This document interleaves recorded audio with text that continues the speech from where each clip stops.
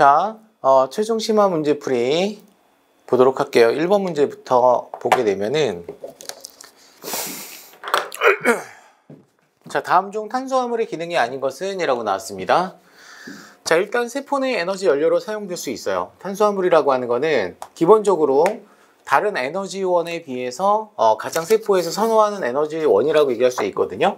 그래서 보통 이제 세포 내 에너지 연료로 사용하는 어떤 종류를 보게 되면 단당류가 되겠죠. 단당류. 단당류 중에서 6탄당에 해당하는 당을 세포에서는 에너지원으로 보통 쓰는데, 뭐 기본적으로 우리가 포도당이 있고 갈락토스도 있고 그 다음에 과당도 있는데요. 그죠? 대부분은 이제 포도당을 메인으로 많이 쓰죠. 포도당을 주된 에너지원으로 씁니다. 얘가 이제 주된 에너지원이라고 얘기할 수 있고요. 그죠? 자, 일부 세포에서는 포도당 말고 과당을 쓰기도 해요. 과당. 자, 이 과당이라고 하는 건 누구의 에너지원이야? 이거는 정자의 에너지원이에요. 그래서 우리가 이제 정액 속에는 과당이 들어있고, 그 과당을 이용해 가지고 세포 과정을 통해서 ATP를 만들어주는 게 이제 정자라고 얘기할 수 있는 거죠. 정자. 요거는 좀 기억해 두실 필요가 있습니다. 그죠? 자, 따라서 일단은 세포 내 에너지 연료로 사용되는 건 당연한 거고, 그 다음에 이제 세포 내 중간 대사물질로도 작용합니다. 자, 대표적으로 뭐가 있냐면 3탄당이라고 하는 성분이 있고요. 대사 중간산물 중에서, 그죠? 그 다음에 이제 5탄당도 세포의 중간 물질 대사의 중간산물로 이용되기도 하죠. 기본적으로 우리가 이제 당이라고 하는 거는 알데히드를 갖고 있는 알도스 계열이 있고요.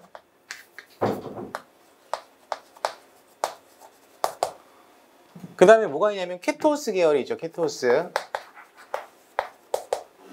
자, 따라서 알도스에 해당되는 어떤 3탄당을 우리는 뭐라고 얘기해? 글리세르 알데히드라고 얘기를 해. 글리세르 알데히드가 이제 알도스 계열이라고 이해할 수 있고요. 그죠? 자, 반면에 이제 케톤계를 갖고 있는 케토스 당은 디히드록시 아세톤이라고 하는 성분이 있죠. 자, 그런데 기본적으로 일단 이 글리세르 알데히드와 디히드록시 아세톤을 직접 쓰는 건 아니고, 여기 이제 인산기를 붙여가지고 사용하기 때문에 실제로 세포에서 쓰는 어떤 용도는 글리세르 알데히드 3인산이고요. 그죠? 그 다음에 케토스 같은 경우는 디히드록시 아세톤 인산이라고 얘기를 합니다. 그래서 요거를 약자로 뭐라고 얘기해? PGAL, 인글리세르 알데히드라고 하기도 하고, G3P. 요게 이제 글리세르 알데히드 3인산의 약자라고 얘기할 수 있어요. 그 다음에 디히드록시 아세톤 인산 같은 경우는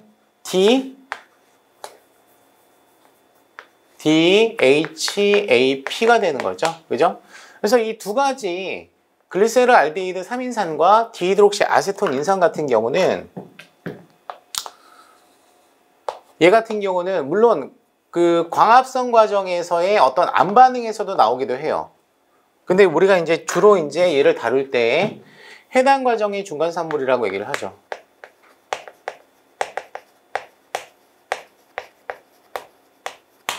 해당 과정의 중간산물. 그 다음에 이제 켈빈흐로의 글리세르 알데히드 3인산 같은 경우는 최종산물이라고도 얘기할 수 있어요. 켈빈흐로의 최종산물. 그리고 얘가 이제 포도당을 만들어주는 과정에서는 이 글리세르 알데히드 3인산과 디히드록시 아세톤 인산이 과당 1,6인산이 되고 합쳐져서, 그죠? 그 다음에 이제 포도당 인산이 되고, 그제? 그리고 인산계 떨어져 나가면 포도당이 되기 때문에, 그럴 때는 이제 중간산물이라고 얘기할 수 있는 거지. 아시겠죠? 그죠? 오랜만이에요? 아시겠습니까? 자, 그 다음에 이제 5탄당 같은 경우는 리블로스 2인산이 있어요. 이 리블로스 2인산은 이 리블로스라고 하는 5탄당 케토스에 인산기가 2개 붙는 거죠. 그래서 1인산이 있고 2인산이 있습니다. 얘가 좀 유명하니까, 리블로스 2인산이 좀 유명하니까, 그죠? 자, 이 리블로스 2인산을 우리는 뭐라고 얘기해? RUBP라고 얘기를 하지. RUBP. 아시겠죠? 그죠? 자, 이런 식으로 세포의 어떤 중간 대사 물질로도 어떻게 작용합니다. 작용합니다. 탄수화물이. 그죠? 자, 그 다음에 이제 RNA와 DNA의 구조적인 어떤 뼈대 역할을 한다라고 했잖아. 그지? 이것도 맞아. 일단은 DNA와 RNA의 어떤 축을 형성하고 있는 게 바로 뭐야? 당인산 골격이라고 얘기하지. 그지? 당인산 골격. 자, 그러면 당인산 골격에는 무기 인산기에다가 당연히 어때? 5탄당이 붙어 있는 게 특징이에요.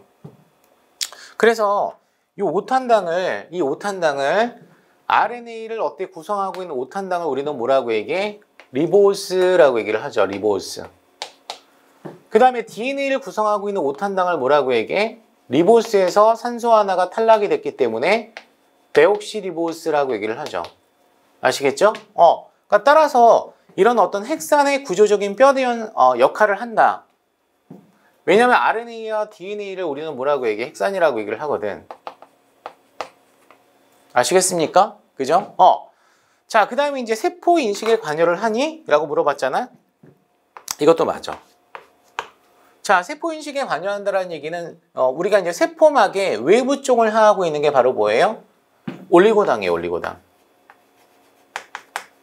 올리고당 혹은 이걸 다른 말로 뭐라고 얘기해? 당사슬이라고 얘기하지. 슈가체인이라고 얘기하거든요. 그죠? 그래서 이 올리고당은 세포막 외부로 돌출되어 있는 게 특징이에요.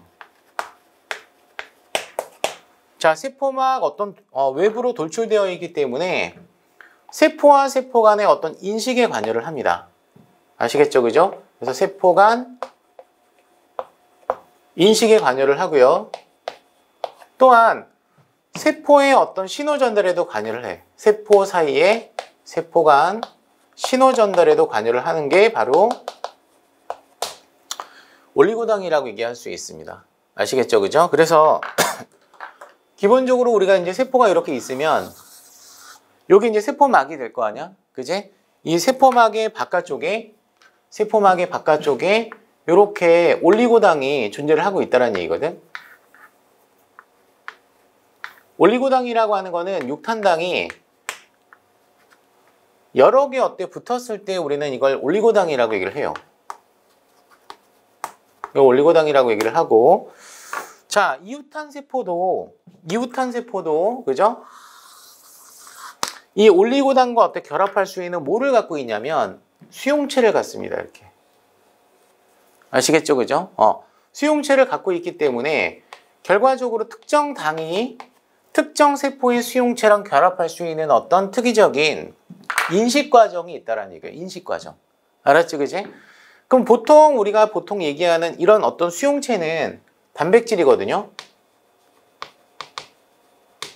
무슨 말인지 알겠지? 그지? 그래서 이런 어떤 단백질 수용체 중에서 탄수화물 계열에 해당하는 올리고당과 결합할 수 있는 수용체를 우리는 뭐라고 얘기해? 요거는 약간 전문적인 표현인데, 그죠? 렉틴이라고 얘기를 합니다. 렉틴. 아시겠죠? 렉틴. 자, 렉틴 들어가면 당 수용체구나 라고 하는 거 좀 알아두시면 좋겠죠. 자, 따라서 요게 바로 뭐냐면은 요 세포와 요 세포 간의 어떤 인식 과정에 얘가 관여를 한다는 얘기야. 수용체와 올리고당이. 만약에 자, 요 세포가 정상세포에서 그죠?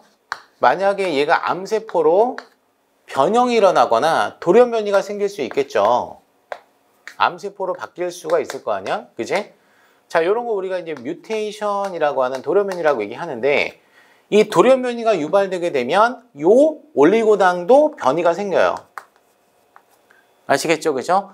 그럼 이 올리고당이 변이가 생기게 되면 이 옆에 있는 어떤 짝꿍 세포가 요거를 인식을 한다고. 얘가 변이가 일어났구나. 그죠? 변이가 일어났기 때문에 이 이웃한 세포에 의해서 면역 세포를 활성화시킵니다.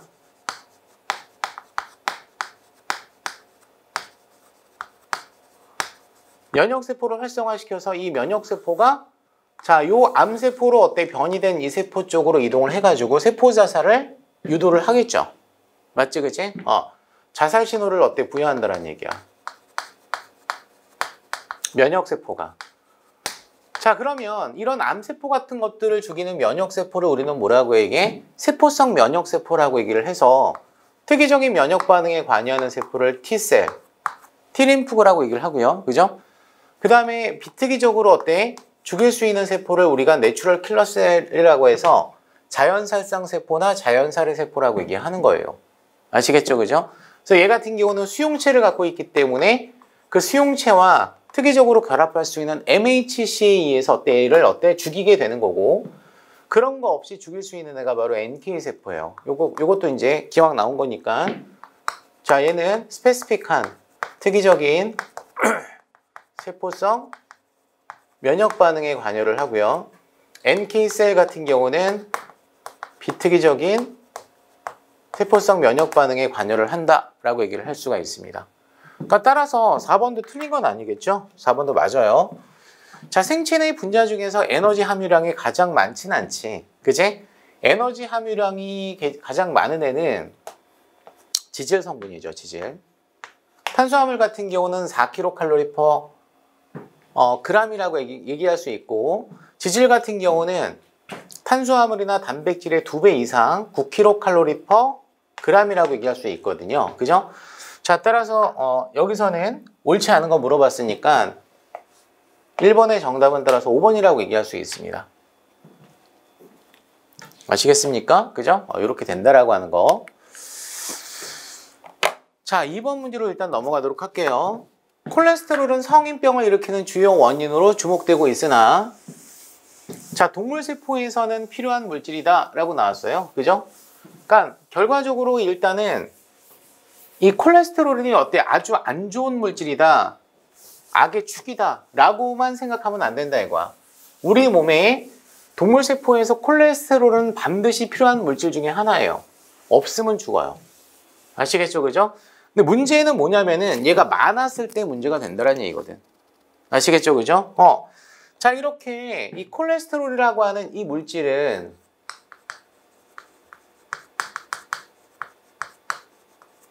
첫 번째 특징이 바로 뭐냐면은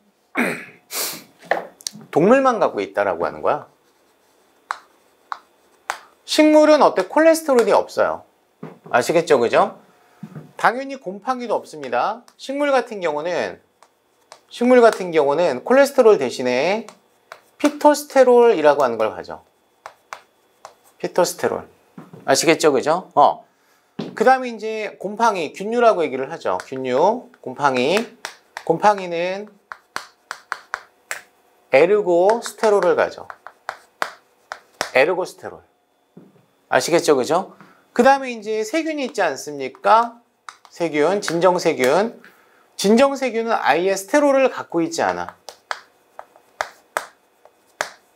자, 그러면 지금 동물이 콜레스테롤을 갖고 있고 식물이 스테롤을 갖고 있고 곰팡이가 이제 에르고스테롤을 갖고 있다. 세균은 갖고 있지 않다라고 했잖아. 그지? 얘네가 세포막에 존재하고 있다는 얘기예요.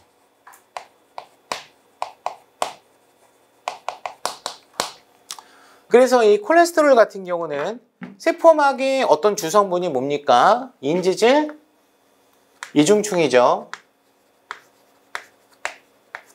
인지질, 이중충 사이에 존재합니다. 근데 얘가 이제 소수성 물질이잖아. 그지? 소수성 물질이기 때문에 지방산과 상호작용을 하고요. 따라서 요 어떤 상호작용은 비공유결합 중에서 소수성 인터랙션, 상호작용이라고 얘기할 수 있는 거죠. 자, 그래서 대부분은 이제 세포막의 유동성을 감소시키는데 아주 저온에서는 오히려 얘가 어는 걸 방지해주기 때문에 세포막의 유동성을 증가시키기도 합니다. 그래서 자, 각각의 생물의 세포막 유동성 조절에 관여를 하는 애가 스테롤이에요. 아시겠죠? 그죠? 스테롤. 요거에 대한 어떤 그래프 문제가 나올 리는 뭐 확률적으로 낮지만 한번 그래프를 한번 그려보게 되면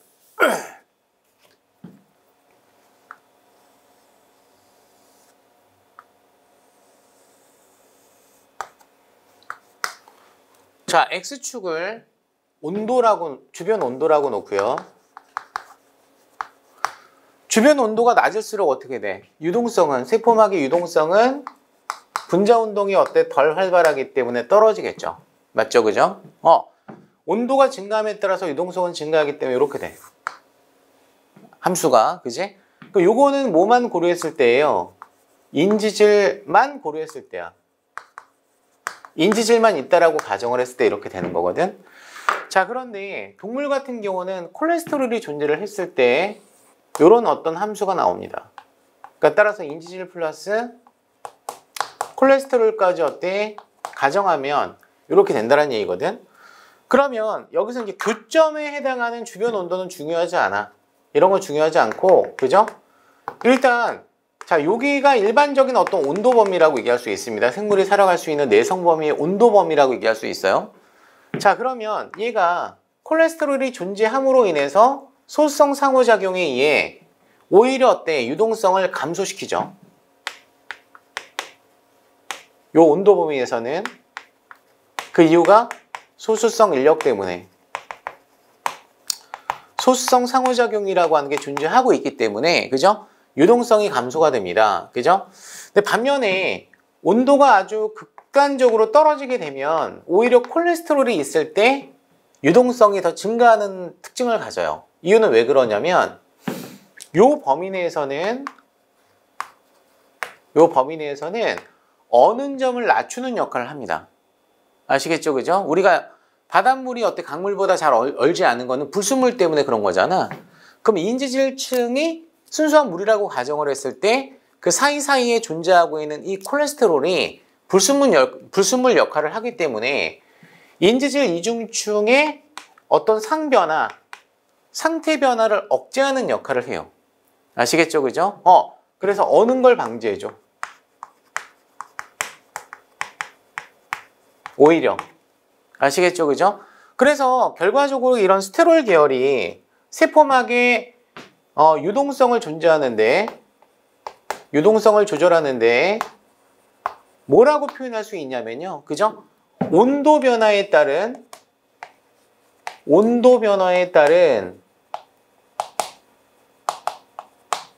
유동성 변화를 혹은 변화폭을 감소시키는 역할을 합니다.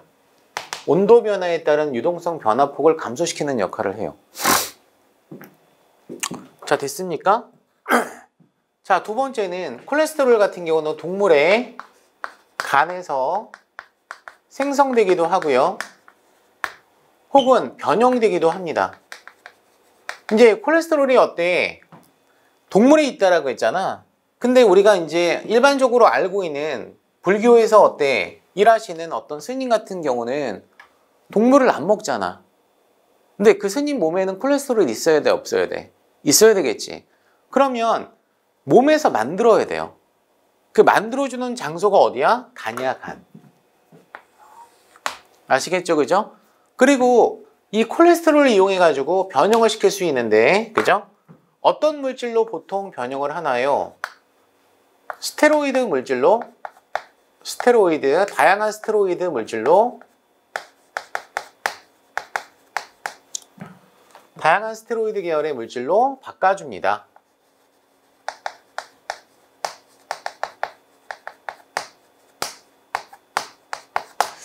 아시겠습니까? 이게 이제 변형 과정이라고 얘기할 수 있는 거지. 맞지, 그지? 그러면 이 다양한 스테로이드라고 하는 거는 대표적으로 뭐가 있을 수 있냐면 호르몬이 있어요. 일단 부신에서 어때 만들어지는 부신 피질 호르몬이 여기에 해당이 되죠. 부신 피질 호르몬이, 그지? 자, 부신 피질 호르몬은 일단 성호르몬 계열에 해당하는 안드로겐이라고 하는 게 있고요. 남녀 모두 분비가 됩니다. 이거 안드로겐. 자, 또 하나는 뭐가 있냐면 코티졸이라고 하는 호르몬도 있고요. 그죠? 그 다음에 뭐도 있어요? 알도스테론이라고 하는 호르몬도 있죠.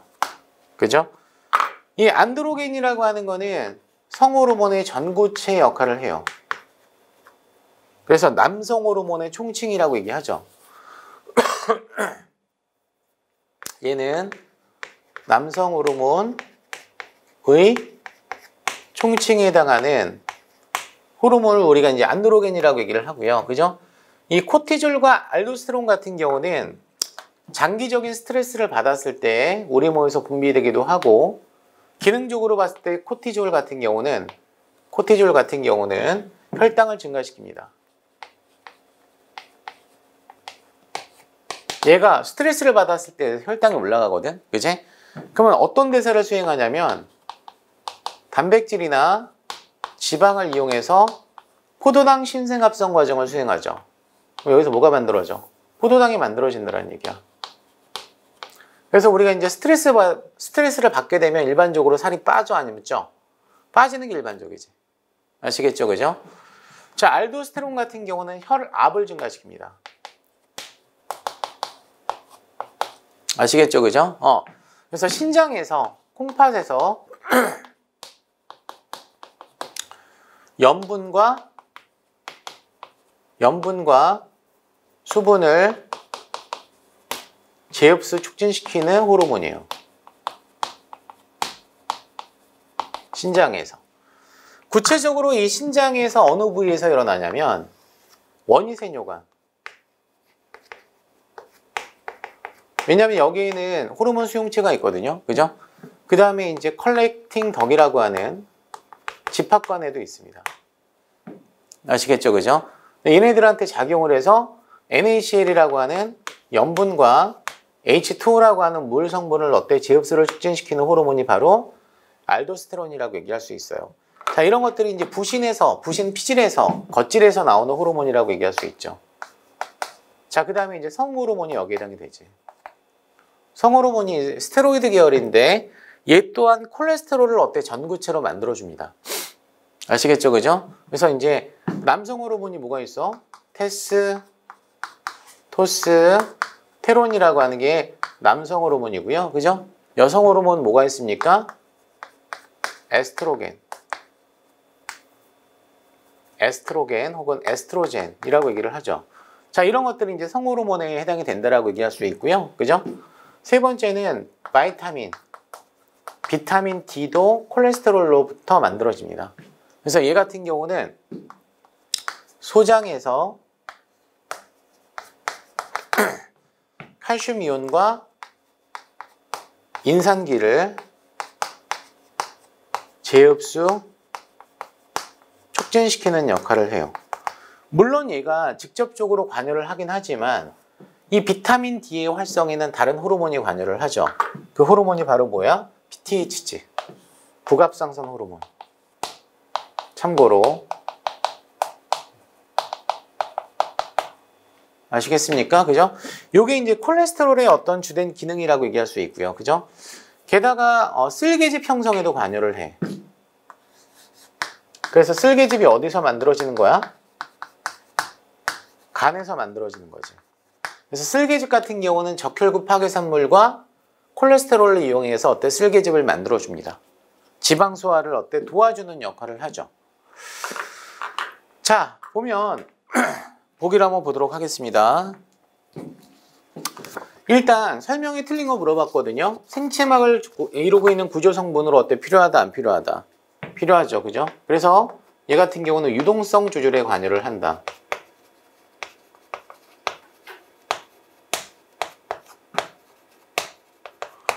그래서 일반적으로 추운 지역에 살고 있는 어떤 동물보다 더운 지역에 살고 있는 어떤 동물의 유동성을 확보를 하기 위해서 콜레스테롤을 그쵸? 얘가 이제 분자 운동이 활발할 거 아니야, 그지? 그래서 더운 지역에 살고 있는 동물들은 콜레스테롤 함량이 많아. 알았지, 그지? 그래서 우리가 일반적으로 물고기 같은 경우는 물 속에서 서식하고 있는데 우리 같이 이제 육상 생활에 적응한 동물들 같은 경우는 물 속에 오래 있으면 어떻게 되죠? 저체온증으로 죽죠. 일반적으로 뭐라는 얘기야? 물 안이 공기보다 온도가 낮다라는 얘기거든. 맞지? 그러니까 이 물 속에서 서식하고 있는 물고기들의 어떤 그 세포를 보게 되면 세포막의 유동성을 증가시켜야 돼. 온도가 낮기 때문에, 그지? 그래서 포화지방산보단 불포화지방산이 많지. 참치 같은 경우, 그죠? 또 하나는 콜레스테롤 함량이 낮지. 그러니까 건강식품이라고 얘기하는 거지. 아시겠죠? 그죠? 동물이긴 동물인데 이런 액체 상태 지방의 어떤 그 성격을 띠고 있다는 얘기예요. 괜찮아요, 1번. 자, 부싱피질 호르몬을 만들어주는 전구체로 필요하다. 괜찮죠? 비타민 D의 전구체로 필요하죠. 자, 갑상선 호르몬의 티록신의 전구체는 아니에요. 그죠? 이 갑상선 호르몬은 자, 콜레스테롤로부터 만들어지는 게 아니라 얘는 아민계 호르몬이야. 아민계 호르몬이라고 얘기합니다. 대부분의 호르몬들은 단백질계가 많아. 단백질은 친수성이거든. 자, 그런데 아민계 호르몬과 스테로이드 계열의 호르몬으로 나눌 수가 있는데 이 아민계 호르몬은 친수성도 있고 소수성 계열의 호르몬도 있어요. 아시겠죠? 그죠? 그래서 이 아민계 호르몬 친수성도 있고 뭐도 있다? 소수성도 있는데 자, 친수성 호르몬 같은 경우는 에피네프린이 여기에 해당이 돼. 아시겠죠? 그죠? 이 에피네프린은 부신 안쪽에서 수질에서 분비가 됩니다. 아시겠죠? 그죠? 얘의 주된 기능은 뭐야? 혈당 증가에 관여를 하지. 글루카곤처럼. 그지? 글리코겐을 분해를 해서 가인산 분해를 통해서 포도당으로 만들어주는 역할을 얘가 한다는 얘기예요. 신호 분자로 작용한다는 얘기죠. 또 하나가 뭐가 있어요? 타이록신, 티록신이 여기에 해당이 돼. 얘는 어디서 분비가 돼? 갑상샘에서, 갑상선에서 분비가 되죠. 얘는 대사율을 증가시킵니다. 물질 대사를 증가시켜요. 세포호흡을 증가시켜요. 아시겠죠? 그죠? 둘은 이제 아민계로서 공통점인데 요 에피네프린은 친수성에 해당이 되고요. 친수성 호르몬에 해당이 되고 티록신 같은 경우는 소수성 호르몬에 해당이 되며 이 친수성 호르몬 같은 경우는 당연히 세포막 수용체에 반응을 하겠죠. 아시겠죠? 그래서 에피네프린 수용체를 우리는 뭐라고 얘기해? G단백질 연결 수용체라고 얘기를 해. 개발이. 아시겠죠? 그죠? 반면에 소수성 호르몬은 세포 내 수용체랑 반응을 합니다. 그래서 보통은 세포 내 수용체와 소수성 호르몬이 어때? 반응을 하게 되면 특히나 이제 스테로이드 계열의 호르몬 같은 경우는 얘가 이제 전사인자의 역할을 많이 하죠. 유전자 발현을 어때? 조절하는 역할을 합니다. 자, 그러니까 4번은 돼, 안 돼? 안 돼. 그치? 4번은 안 되기 때문에 정답은 이미 나왔어. 4번이 정답이거든. 자, 5번 보기를 잠깐 볼게요. 5번. 자, 생체막의 유동성 조절에 관여를 합니다. 이거 맞죠? 자, 따라서 2번의 정답은 몇 번이다? 4번이다 라고 얘기를 할 수가 있습니다.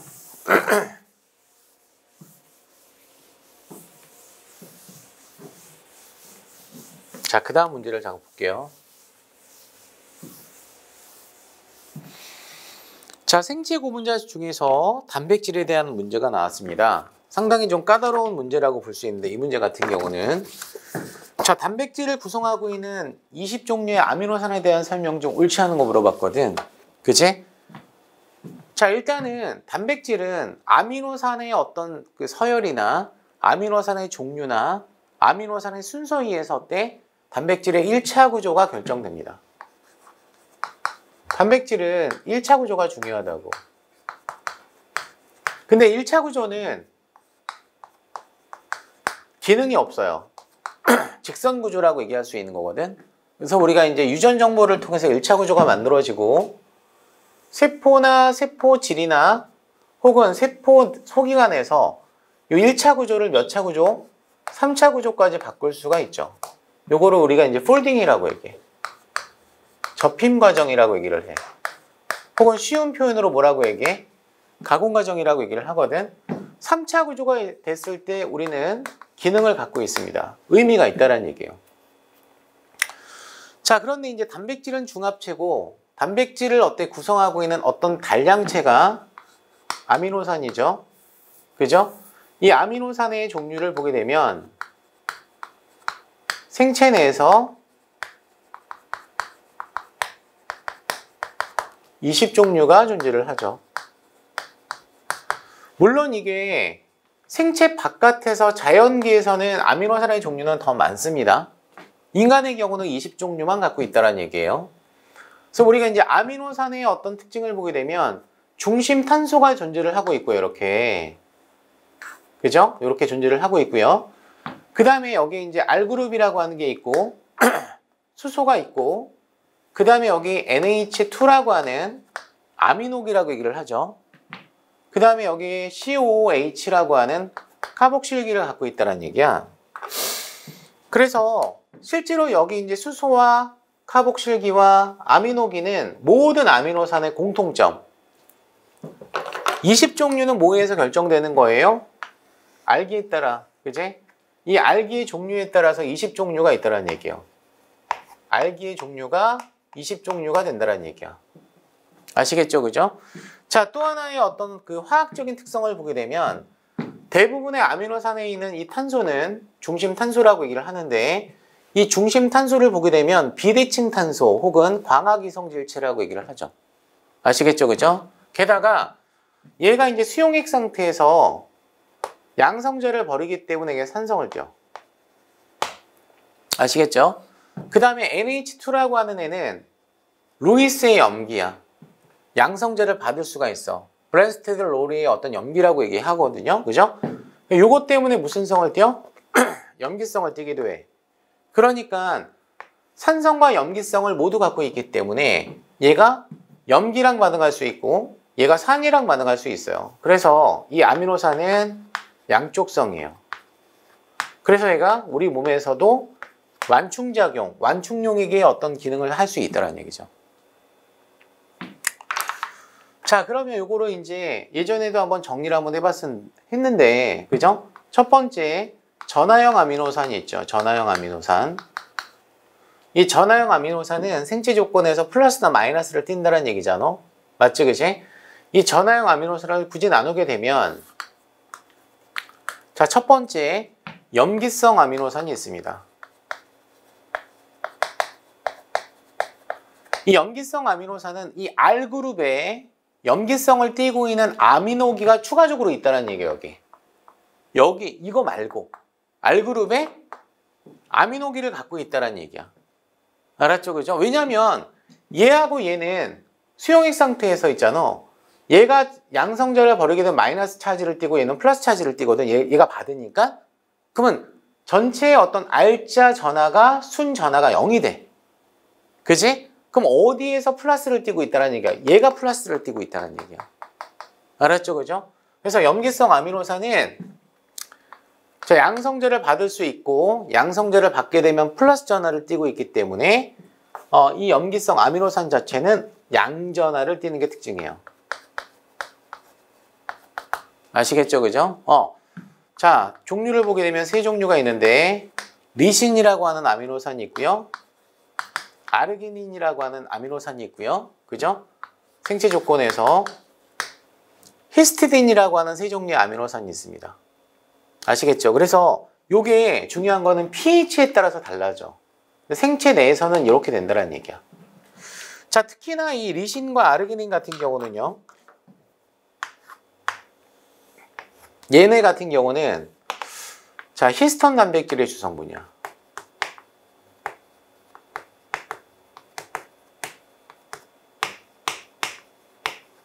히스톤 단백질의 구성 요소로서 얘가 이제 역할을 하죠.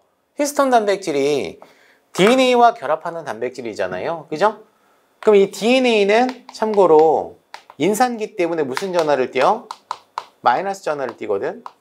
얘가 플러스 전하를 띌 거 아니야? 따라서 히스톤 단백질이.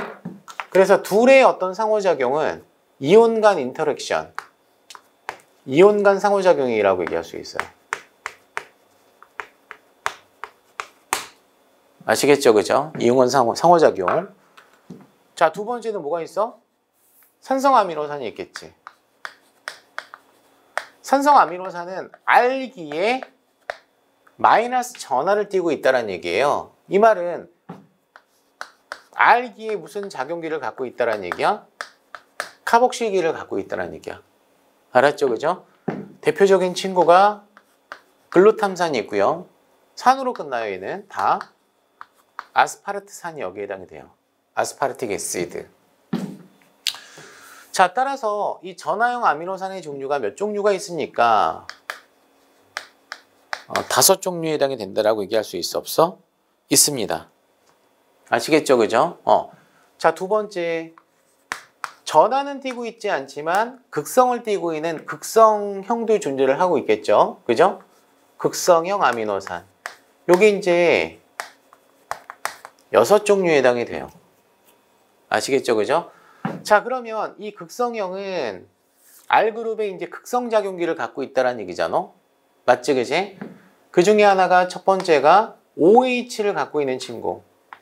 R에 OH를 갖고 있는 친구가 있고요. 그죠? 두 번째, R그룹에 SH라고 하는 작용기를 갖고 있는 친구가 있고요. 그죠? 세 번째는 R그룹에 NH2를 갖고 있는 애인데, 여기서 중요한 거는 염기성을 띠고 있는 NH2와 극성을 띠고 있는 NH2는 다르다. 아시겠죠? 그죠? 얘는요, 질소에 비공유전자성을 갖고 있지 않기 때문에 염기성을 띠고 있지 않아요. 얘는 아미노기가 아니고 아마이드라고 얘기를 해요. 아마이드. 화학 시간에 들어봤을 거야. 아마이드. 알았죠? 그죠? 자, 이 극성형 중에서 이 OH라고 하는 작용기 있잖아. 그지? 요거를 우리는 뭐라고 얘기해? 히드록시기. 하이드록시기. 라고 얘기하죠. 그 다음에 SH를 뭐라고 얘기해요? 멀캅토기. 혹은 설프 히드릴기. 라고 얘기를 합니다. 아시겠죠? 그죠?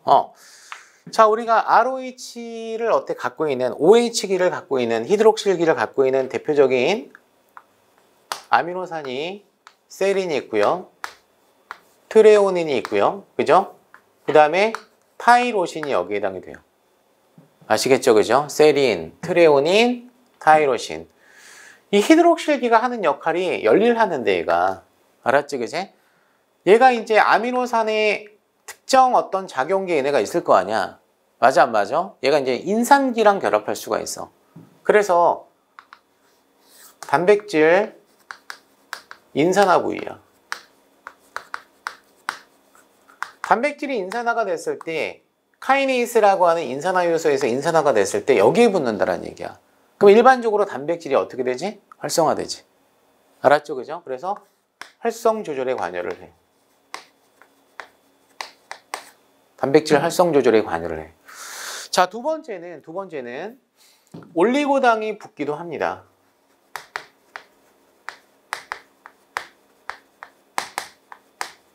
이 올리고당이 부착이 될 때 세포 내에서 이 올리고당은 자, 조면소 포체에서 소낭을 따라서 골지체로 가고 골지체에서 세포막으로 꽂히거나 아니면 세포 외부로 어때? 분비되는 분비단백질. 그죠? 즉 단백질의 이동 경로, 단백질의 주소를 어때? 알려주는 신호예요. 일종의 이제 우편번호라고 하는 표현을 많이 쓰거든요. 아시겠죠? 그죠? 그 올리고당이 세린, 트레오닌, 타이로신에 어때? 부착이 된다는 얘기예요. 어디에서 이게? 어디에서? 골지체에서 일어나 이게. 골지체에서. 이것도 좀 알아도. 알았지? 그래서 요 골지체에서 올리고당이 세린, 트레오닌, 타이로신에 부착될 때 여기서 이제 요거는 약간 타이로신은 여기서 일단 떼고 얘기를 해야 돼요. 이 타이로신은 올리고당이 부착되진 않아. 이 타이로신은 인산기는 붙어. 근데 이게 수용체일 때만 어때? 해당이 돼. 일반적인 어떤 단백질 인산화 부위와 올리고당이 붙는 부착 부위는 세린과 트레오닌이에요. 얘네가 메인이란 얘기야. 얘네가 메인이야. 아시겠죠? 그죠? 그래서 수용체 인산화, 타이로신 인산화 요소, 수용체 인산화 부위라고 얘기할 수 있어요. 요거만 관여를 한다. 이 수용체를 우리는 뭐라고 얘기해요? 타이로신 인산화 요소 수용체라고 얘기해서 RTK라고 얘기를 하지. RTK라고 얘기해. 그지? 자, 그러면 얘가 이제 OH를 갖고 있기 때문에 올리고당이 O 연결 당화에 의해서 부착이 된다는 얘기죠. 그러니까 따라서 인산기가 붙는 거랑 올리고당이 붙는 거랑 전부 다 효소가 관여를 합니다. 왜냐면 공유결합이 형성이 돼야 되기 때문에. 아시겠습니까? 요거 두 개를 좀 알아두실 필요가 있고요. 이 설포이드릴길은 이황화 결합에 관여를 합니다.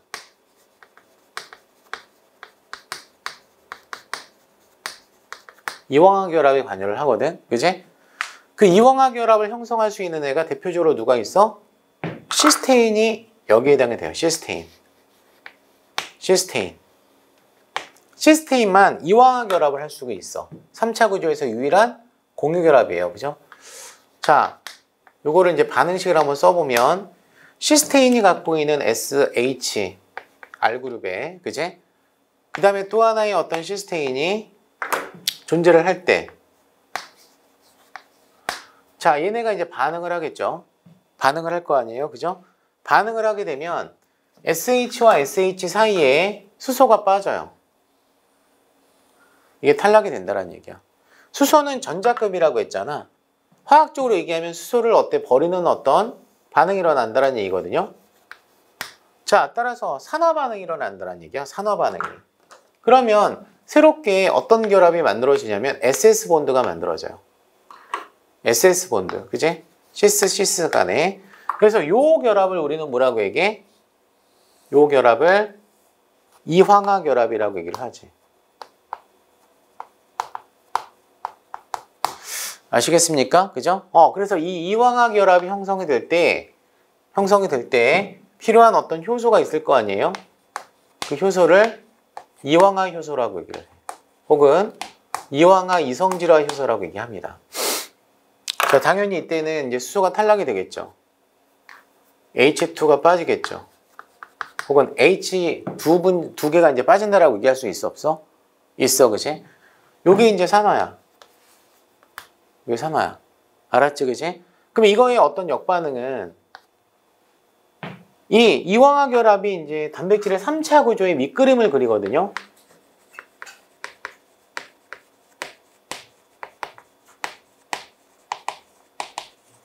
단백질 3차 구조의 형성에 관여하는 유일한 공유 결합이 이황화 결합이니까 효소가 필요하다라고 하는 거. 맞지, 그지? 그러면 당연히 역반응이 일어나게 되면 3차 구조가 깨지겠지. 그치? 이걸 우리는 뭐라고 얘기해? 3차 구조에서 1차 구조가 되는 걸 뭐라고 얘기하냐고. 이거를 변성이라고 얘기해. 단백질 변성이라고 얘기합니다. 알았죠? 그죠?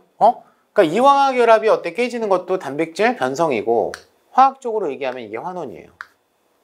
아시겠죠? 자, 이때 관여하는 어떤 자연계에 존재하고 있는 어떤 화학물질, 대표적으로 뭐가 있냐면 베타 멀캅토 에탄올이라고 하는 게 있습니다. 자, 베타 멀캅토 에탄올.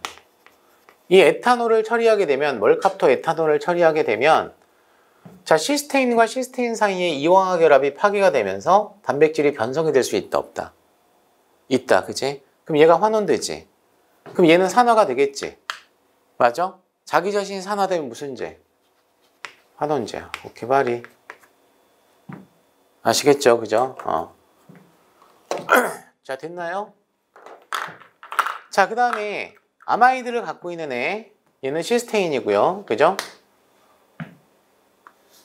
글루타민이라고 하는 애랑 ASN, 아스파라진이라고 하는 애가 있어요. 아스파라진. 그죠? 요 아스파라진도 당이 붙는 부위예요. 올리고당의 부착 부위라고 얘기할 수 있어요.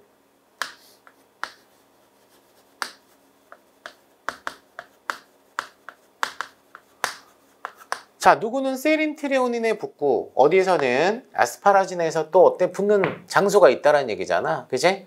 이거는 조면소포체에서 올리고당이 붙을 때 그래요. 조면소포체에서 골지체까지 이동할 때 올리고당 필요하거든. 그때 단백질에 아스파라진에 붙어. 그럼 골지체에서 이걸 띄어. 파괴를 시켜. 그리고 다시 세린트레오닌에다가 부착시킬 수 있다는 얘기야, 없다는 얘기야? 있다는 얘기야. 요거를 얘가 질소를 갖고 있기 때문에 N 연결 단화 과정을 통해서 붙는다라고 얘기할 수 있습니다. 아시겠죠? 그죠? 자, 요건 자리가 없으니까 지울게요.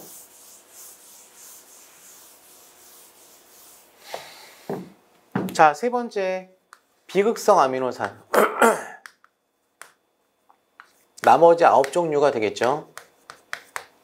그죠? 11종류가 나왔기 때문에. 자, 비극성 아미노산은 우리가 보통 얘기하는 알라닌이라고 하는 애가 있고요. 페닐알라닌이라고 하는 애가 있고요. 그 다음에 이제 글라이신이라고 하는 애가 있습니다. 이 글라이신은 뭐가 중요하냐면 알기가 수소야. 알기가 수소예요.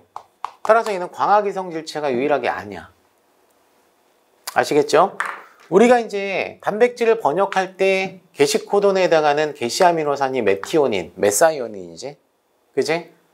또 하나가 이제 트립토판이라고 하는 애는 비동위 코돈이 없는 애야. 동위 코돈이 없는 애예요.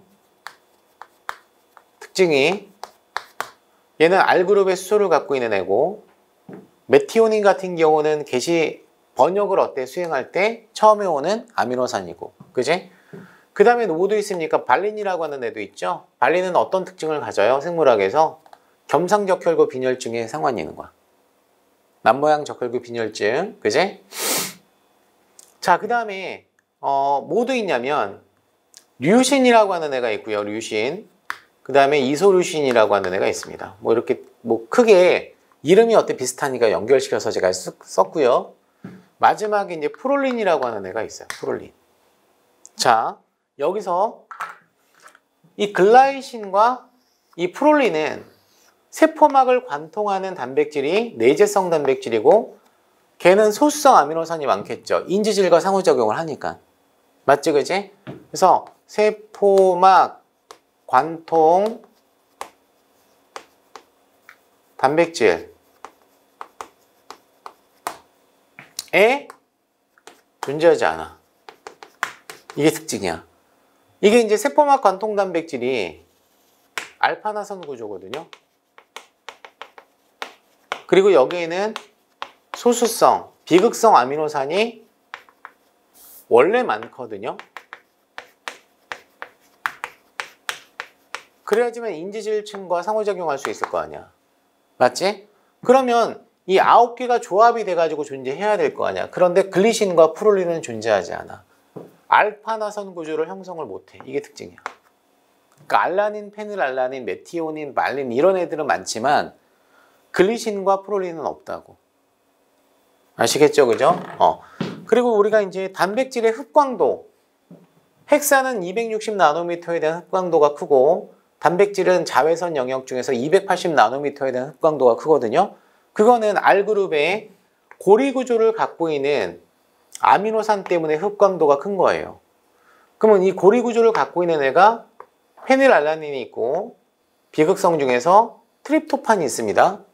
알았죠? 그죠? 벤젠고리잖아, 벤젠고리. 그지? 그리고 또 극성 아미노산 중에서 누가 있냐면 타이로신이 여기에 해당이 돼요. 아시겠죠? 그래서 아미노산의 이런 어떤 세 종류의 단백질을 구성하고 있는 이런 세 종류의 아미노산이 벤젠형 방향족 고리를 갖고 있어. 아시겠죠? 그죠? 그래서 280 나노미터에 대한 흡광도가 단백질은 이 아미노산 때문에 높아요. 정리 다 했습니다, 지금. 아시겠죠? 그죠? 자, 그러면 문제 보기를 제가 볼게요. 자, 생리적 pH라고 하는 게 이제 생체 조건이라는 얘기예요. 생체 조건에서, 그죠? 생리적 pH에서 자, 아미노기는 양성제를 얻죠. 카복실기는 양성제를 잃죠. 따라서 어때? 이거는 문장 자체가 지금 틀렸어. 그러니까 얘가 얻으면은 양전하를 띄워야 돼. 아미노기는 얘는 잃기 때문에 무슨 전하를 띄워야 돼? 음전하를 띄워야 돼. 양성제가 플러스 전하를 띄고 있으니까, 그지? 어쨌거나 틀렸어. 자, 산성 알기를 갖고 있는 아미노산은 글루탐산과 아스파르트산입니다. 맞죠? 자, 시스테인과 메티오닌은 R 그룹에 뭘 갖고 있다? 황을 갖고 있는 거 맞습니다, 이거.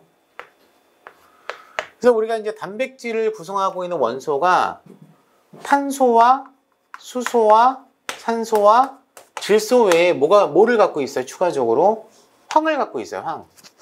황을 갖고 있는 이유는 시스테인과 메티오닌이 황을 갖고 있기 때문에 그래.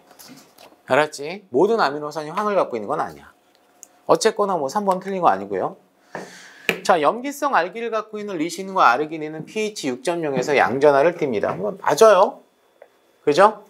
그 다음에 페닐알라닌, 류신, 말린, 트립토판과 같은 아미노산은 알기가 주로 탄화수로 되어 있어. 자, 수결합을 어때 만들거나 이온화되지 않습니다. 라고 나왔죠. 그죠? 탄화수로 되어 있다. 이게 바로 뭐냐면은 소수성을 띠고 있다는 얘기예요. 소수성 아미노산이라는 얘기고요. 자, 이 문장 자체 틀리지 않죠. 그럼 얘네들의 어떤 상호작용은 수결합이 아니라 뭐라는 얘기야? 소수성 상호작용을 통해서 어때? 상호작용한다는 얘기야. 아시겠죠? 그죠? 5번도 맞아요. 자, 따라서 정답은 몇 번이 틀렸나요? 옳지 않은 거 물어봤으니까 1번이 정답이라고 얘기할 수 있는 거지. 자, 4번으로 넘어갈게요. 자, 세포질을 구성하고 있는 소기관들에 대한 설명이다. 잘못된 것은 자, 미토콘드리아는 과립상 또는 관상으로 이중막으로 쌓여 있으며 ATP 합성 요소, 그 다음에 시토크롬 산화 요소, TCA 회로 효소 계 등 효소가 존재를 하며 자, 기질의 중요한 부분에 DNA가 원형으로 존재합니다. 이게 바로 뭐예요? 환형 DNA가 있다는 얘기죠. 세균처럼. 그죠? 자, DNA 합성은 핵의 DNA 합성과는 다른 합성 요소에 의해서 이루어집니다. 이 핵의 DNA 합성은 이 진핵이죠. 미토콘드리아를 갖고 있으니까. 자, 요게 이제 DNA 중합효소 폴리머레이스 알파와 델타가 관여를 합니다. 알았죠? 그죠? 반면에 이제 미토콘드리아 내부에서 관여하는 DNA 합성 요소는 뭐냐면 DNA 폴리머레이스 감마가 관여를 해요. 아시겠죠? 그죠? 종류 달라요. 자, 2번. 소포체는 RNA와 단백질로 구성된 리보솜의 부착 여부에 따라 자, 조면소포체, 그 다음에 활면소포체로 나누어지며 조면소포체는 단백질 합성과 가공 기능을 수행하고 활면소포체는 세포 내 물질 대사 및 막지질 형성에 관여하며 추가적으로 얘기하자면 탄수화물 대사에도 관여를 합니다. 활면소포체는. 아시겠죠? 그죠? 자, 따라서 요거 맞고 요것도 맞아. 틀린 거 아니야. 그래서 조면소포체는 단백질 대사, 활면소포체는 당이나 지질 대사 혹은 해독작용. 알았죠? 그죠? 칼슘 저장 이런 것들을 수행한다라고 얘기할 수 있지.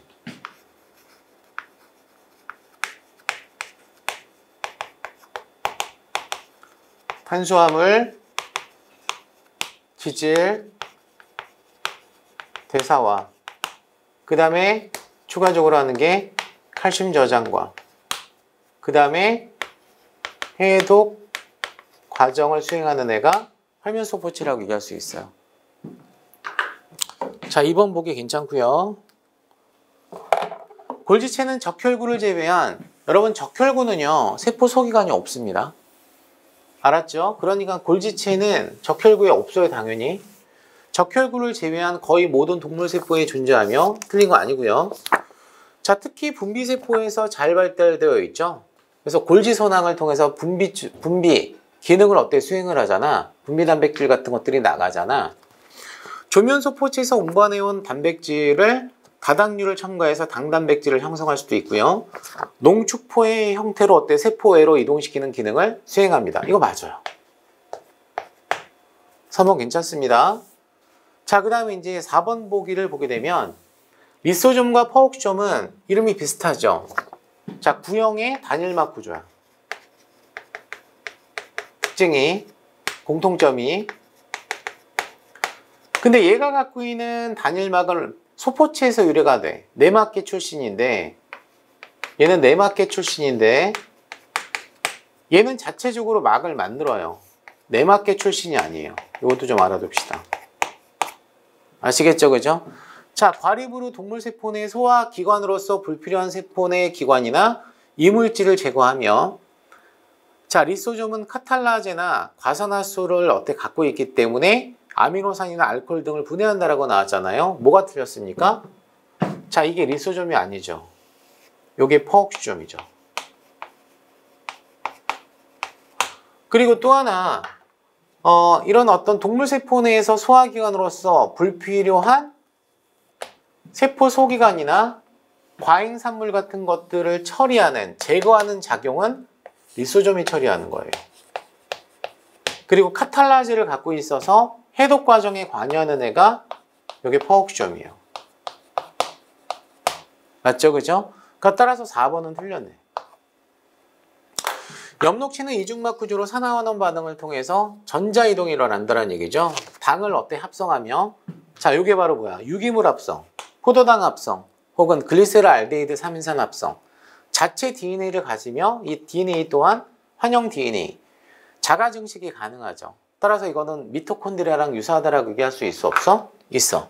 따라서 이 문제의 정답은 몇 번이야? 4번이야. 아시겠죠?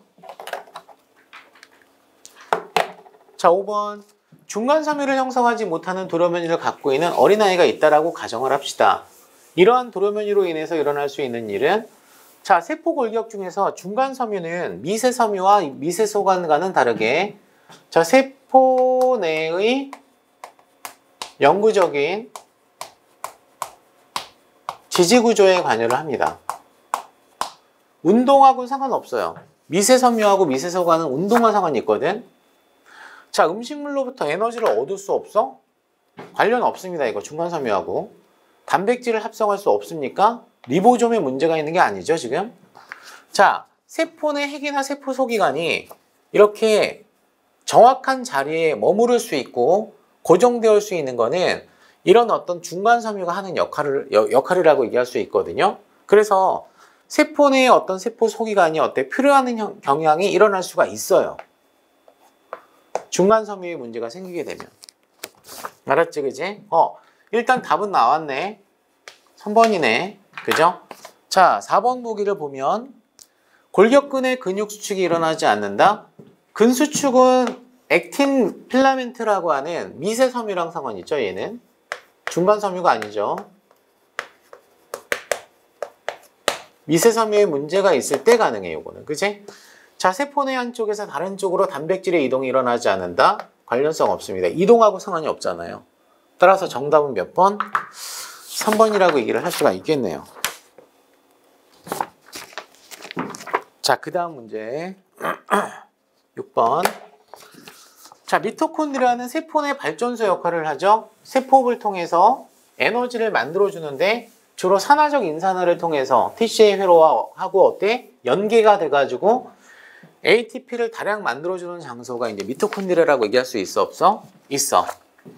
그래서 미토콘드리아는 막구조를 갖고 있기 때문에 원핵세포에선 존재하지 않습니다. 진핵세포의 대사에너지 생성에 중요한 역할을 해요. 자, 두 번째는 자, 대부분의 미토콘드리아 단백질은 세포질 내의 유리리보좀에서 번역이 되어서 특수 표적 신호. 자, 이게 바로 뭐죠? 미토콘드리아 신호서열이라고 얘기합니다. 그래서 1차 구조의 단백질까지 세포질에서 만들어지게 되고 접히기 전에 미토콘드리아 내부로 들어갑니다. 이 말은 3차 구조를 만들어주는 장소는 미토콘드리아라는 얘기지. 그래서 미토콘드리아에는 이 미토콘드리아에는 그죠? 샤페론이 존재를 해요. 자체적인 샤페론이 있습니다. 샤페론에 의해서 이제 3차 구조가 만들어지기 때문에 됐습니까? 괜찮아요? 자, 내막과 외막의 막간 공간을 갖고 있는 이중막 구조로 되어 있다. 요게 이제 세포업에서 양성자가 펌핑되는 장소가 막간 공간이지.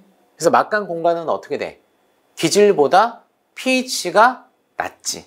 양성자 농도가 높기 때문에. 그죠?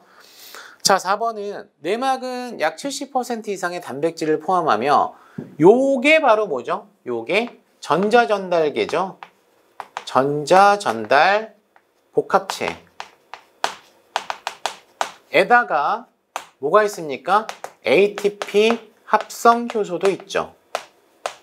이런 것들이 이제 내막에 존재하고 있는 다양한 단백질이에요. 대사 단백질이라고 얘기할 수 있고, 자, 대체로 산화적 인산화를 포함하는 관여하는 단백질 및 대사물질 운반체가 있습니다. 지금 얘기한 거예요, 이게.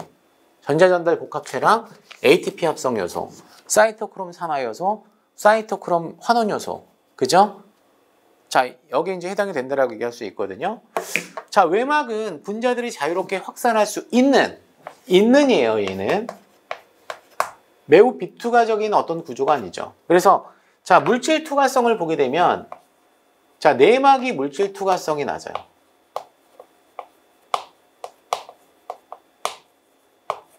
아시겠죠? 그죠? 반면에 외막은 물질 투과성이 높습니다. 그럼 여기서 이 물질이라고 하는 게 뭐야? 친수성 물질을 얘기하는 거야. 자, 따라서 여기서 틀린 거 물어봤잖아. 그치? 정답은 몇 번이에요? 5번이라고 얘기할 수 있습니다. 자, 7번. 다음은 세포 내 분비 단백질의 합성 과정의 일부를 사건별로 열거한 것입니다.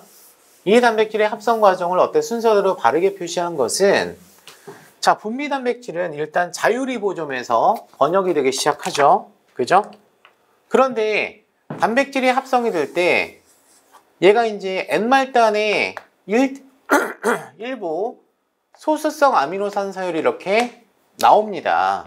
요게 바로 뭐냐면은 소포체 신호서열이라고 얘기를 해요.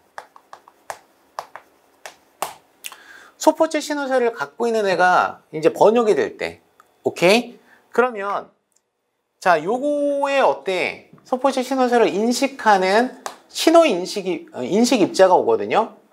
그 인식 입자를 SRP라고 얘기해. 그래서 SRP와 소포체 신호서열이 결합을 해요. 자, 결합을 하게 되면 번역하던 단백질을 일시 중단합니다. 스탑시킨다라는 얘기야. 자, 그리고 나서 요 SRP라고 하는 신호인식 입자가 요 자유리보좀을 소포체 쪽으로 이동시켜요. 아시겠죠? 그죠? 자, 그래서 결과적으로 얘가 소포체로 이동을 하겠네. 왜 이동을 하냐면 이 소포체가 조면소포체가 되겠죠. 리보좀이 부착할 수 있는 이 조면소포체에는 뭐가 있어? 막에 SRP 수용체가 있습니다.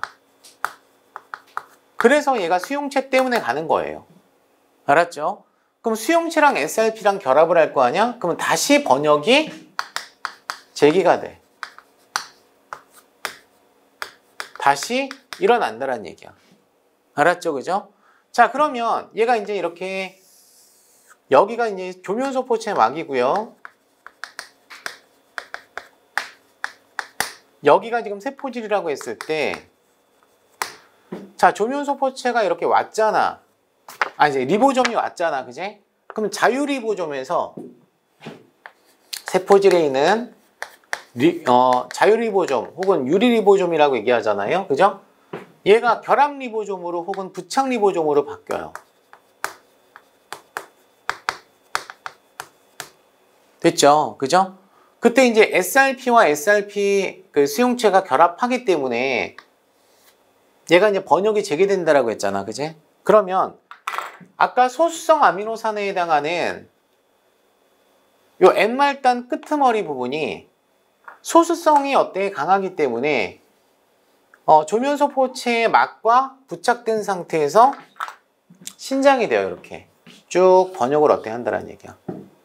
알았지? 그지? 그럼 이 단백질이 어디로 들어가는 거야 지금? 소포체 내강으로 들어가지? 맞아 안 맞아? 그리고 이 내부에 있는 조면소포체 내강에 존재하고 있는 어떤 특정 요소가 이 신호서열을 잘라버립니다. 이거를 뭐라고 얘기해? 신호서열 가수분해 효소에 의해서 신호설은 필요가 없어. 얘는 번역을 어때? 전체적으로 하고 나서 얘는 쓸모가 없기 때문에 잘라버려야 돼. 이거는 소포체로 가라고는 신호야. 그러면 결과적으로 번역이 전부 다 어때? 종결 코돈까지 끝나게 되면 여기가 N말단이 되고 C말단이 되겠죠. 그러면 샤페론에 의해서 가공 과정이 일어나겠죠. 접히겠죠. 이렇게. 맞아 안 맞아? 그래서 얘가 소포체에서 어때? 골지체로 이동하고 골지체에서 결과적으로 분비 단백질로 어때? 바뀐다는 얘기예요. 알았죠? 그죠? 그러면 첫 번째가 바로 뭐냐면은 신호펩티드가 번역이 돼요. 그죠? 신호펩티드. 이 신호펩티드가 바로 뭐냐면은 소포체 신호서열이에요.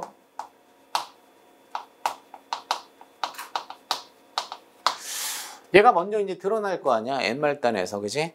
그럼 두 번째는 바로 뭐냐면은 이 신호펩티드를 어때? 인식하는 입자가 오는데 걔가 SRP죠. 얘가 결합하게 되면 신호펩티드 SRP 복합체가 조면 소포체로 어때? 이동을 하기 전에 세포질에서의 단백질 해독이 일시적으로 중단됩니다. 스탑된다라고 했잖아 아까. 그치? 번역 일시 스탑. 맞죠? 그죠? 그리고 조면 소포체로 가죠. 최종적으로 소포체 내강에서 절단되죠. 시그널 펩티데이스에 의해서. 그죠? 그래서 요게 바로 뭐냐면은 신호서열 가수분해 효소라고 얘기해.